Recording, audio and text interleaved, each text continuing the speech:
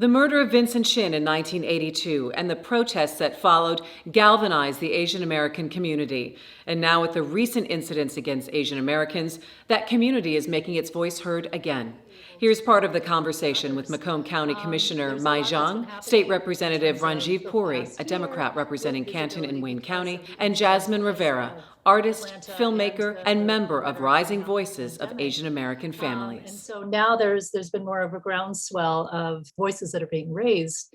And so that's great, but this is something that needs to be maintained, sustained over time. And so what we're doing at Rising Voices is that we are a Pan-Asian organization. We are working with different communities and groups to actually create and build sort of unity behind the idea of Asian American power.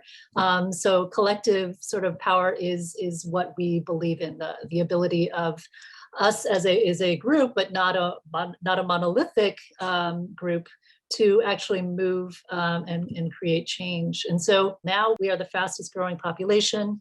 We have whole cities that are now pretty Asian. I mean, if you go to Canton right now, it has been transformed, Canton, Northville, Farmington Hills. And so we are no longer in white suburbia. And each of those communities have incredible stories and heritage. We have programs where we do storytelling sessions, we collect oral history. We're also doing an extensive photography project to build community and create a sense of unity. Commissioner Zhang and State Representative Puri, we want to talk to you about your stories, about how you got to where you are and why you are where you are as elected officials. I decided to run for office in January of 2020 last year, right before the pandemic hit.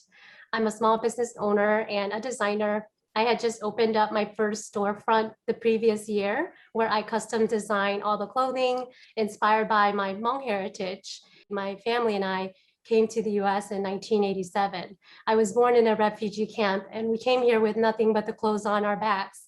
I moved to Metro Detroit in 2003, right after high school, and I was accepted to the College for Creative Studies. I graduated with my BFA in graphic design, and since then I've worked in advertising and marketing.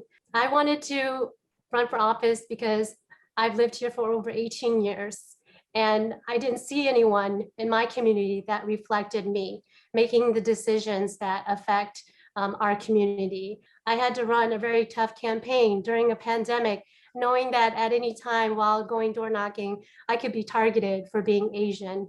But I had to push forward because, if I didn't run for office, I'm not sure if anyone in my community would have. My story is not much different than what Mai shared. As Jasmine mentioned, Canton has transformed over the past few decades, and now the Asian population of Canton was upwards of 30%. But in that, there were no Asian elected individuals. And so it was a need for representation. But my seminal moment was, I think, more out of tragedy, unfortunately. I am a proud Asian American. My parents immigrated from northern India in the late 60s, early 70s.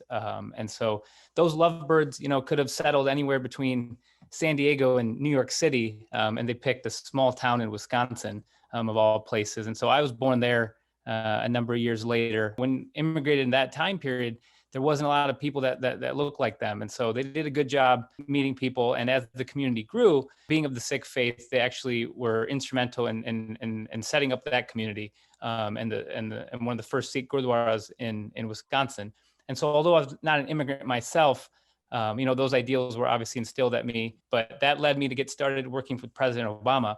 And it was the 2012 presidential campaign when, unfortunately, if you recall, there was a shooting where a white supremacist came into a Sikh Gurdwara in Oak Creek, Wisconsin, and opened fire in the name of hate and Islamophobia and killed 6 innocent souls. And so, unfortunately, people lost that day. Many of them were close family friends who had immigrated at the same time as my parents, and it just was a tremendous loss for our community, for my family. And I had the privilege of having a couple intimate conversations with the president, in which he looked me in the eye and he told me that the change you want to see starts with you. And just kind of seeing my family's story in that Sikh temple shooting kind of evaporate from the world news in a matter of minutes, because I think there was another shooting the next day.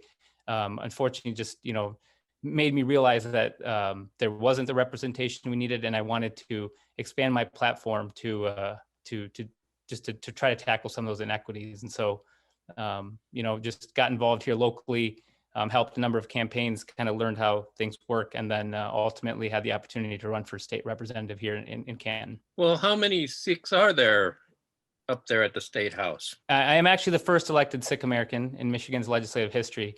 I don't say that with any pride, though. I just think I'm the first person of color actually to hold this seat. And this is one of the most diverse areas in Michigan, one of the most rapidly diversifying districts in the entire state. And so for me to be saying this in 2021 just speaks to volume, just to how far we still have to go. Unlike the House, we are very small. We're 13 Board of Commissioners. And so everyone has gotten a chance to know me, and being Asian American can be very isolating because oftentimes you're the only one. In anything, you have to learn how to build relationships with people. And so when they understand you and you give them a chance to learn about you, they will respect you and listen to your voice. We have a right and entitlement to our participation. Our generations are beginning to transform into a group that is becoming more and more entrenched into the American identity rather than immigrant and new immigrants. So we're now reaching that point, which I think is very,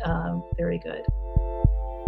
You can find more at onedetroitpbs.org or subscribe to our social media channels and sign up for our One Detroit newsletter.